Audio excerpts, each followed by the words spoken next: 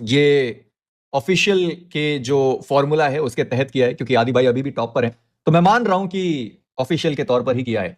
Jonathan एक बार फिर से टॉप 5 में, कुछ भी अचंभित कर देने वाली बात नहीं है। करिए 26 तक भाई पहुंच गए। एडमिनो नहीं है, आ जाएगा भाई। एडमिनो भी ज्यादा पीछे नहीं होगा, मुझे नहीं लगता एडमिनो भी नंबर ऑफ फिनिशेस में ज्यादा पीछे होगा।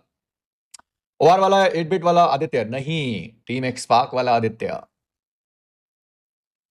ठीक है, अगर फिनिशेस देखते हैं तो आदि अभी भी टॉप पे है 26 के साथ, स्मोकर 23। अब आप लोग सोच रहे होंगे कि स्मोकर तो जॉनथन से ऊपर है, स्प्रे गॉड से ऊपर है, फिर ये स्मोकर यहां पर कैसे है और आदित्य नीचे कैसे है? सर्वर जो 83 पॉइंट के साथ है वो यहां पर क्यों नहीं है? तो उसका एक रीजन है कि जो स्मोकर भैया हैं उनका जो सर्वाइवल टाइम है एसओए का वो काफी ज्यादा कम है।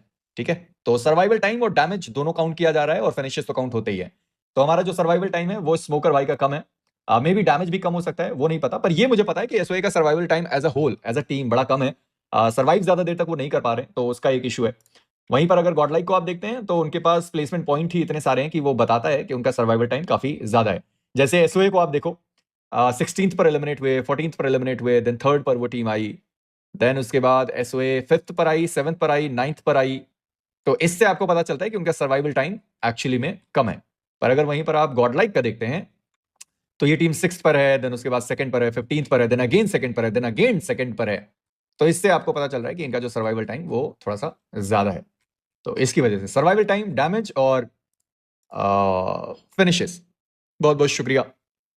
तो ये वहां का फॉर्मूला है, हमारा फॉर्मूला थोड़ा सा अलग है। ठीक है, तो उसको देखकर ये जो सारे पॉइंट्स हैं ये बनाए गए।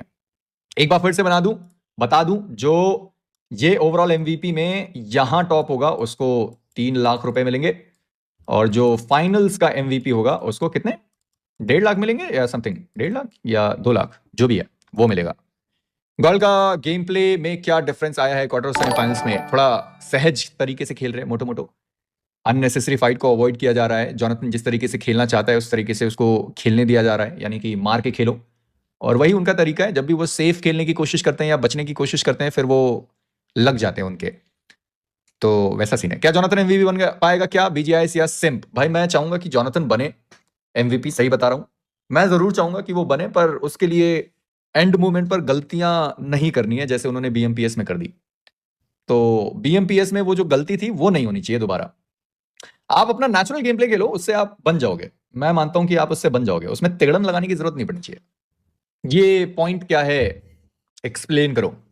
ये पॉइंट ये है कि हम finishes plus damage plus survival तीनों को काउंट करके पॉइंट्स बना रहे हैं। इब्राहिम भाई thank you so much for the 100, कुछ लिख तो देते। स्वागत है आपको, आपका स्वागत है, आपको क्या। तो ये सारी चीजें मिलाकर हम MVP point, Realme MVP overall MVP में कुछ फर्क नहीं है, और जो फाइनल का एमवीपी है वो अलग है। रियलमी एमवीपी फिर से बता दूं, Realme MVP quarter finals, semifinal 1 और फाइनल को काउंट करके बनाया जाएगा। बस ये 3 फेज हैं जिसमें रियलमी एमवीपी आएगा। ठीक है, तो हमारे पास 1 तारीख का जो शेड्यूल है वो कहता है कि बीसी अपना पहला मैच खेलेंगे, देन ए बी की टीम आती है, देन ए डी की टीम आती है, देन ए डी अगेन आती है, सी डी है, और उसके बाद बी डी है। ठीक है, देन ए सी की टीम आती है, सी डी की टीम आती है, बी सी की टीम आती है, अगेन ए डी की टीम आती है, B D and A B. जो मैप डिस्ट्रीब्यूशन हमारा है वो कहता है कि ये खेलेंगे इरैंगल, ये खेलेंगे मिरामार, ये खेलेंगे Sanhok, then again Erangel, then again Sanhok, then again Erangel. इस तरीके से फर्स्ट का है। देन डे 2 पर Erangel Miramar Sanhok, Erangel Sanhok Erangel, Erangel Miramar Sanhok, Erangel Sanhok Erangel. इतना लंबा ब्रेक क्यों लैंड फाइनल्स के लिए, उसके बारे में मेरे को आइडिया नहीं है। सिंसिनाटी किड्स ये पहुंच चुके हैं फाइनल्स के लिए। एफएस यहां से चोक करने का कोई तुक नहीं बनता, क्योंकि 6 मैचेस हैं और इन 6 मैचेस में ये 30 पॉइंट्स तो ये निकाल सकते हैं, इतना मुझे पता है। हीरो एक्सट्रीम गॉडलाइक ये भी फाइनल्स तक पहुंच चुके हैं, मैं इतना मानता हूं। 63 है और 6 मैचेस में ये भी 30 पॉइंट तो बड़े आराम से निकाल देंगे, तो इतना कुछ इश्यू नहीं है उनके लिए। तो अभी के लिए मैं मान रहा हूं कि ये 3 टीम है जो आपको लैंड के लिए क्वालिफाई होते हुए दिखाई दे रही हैं।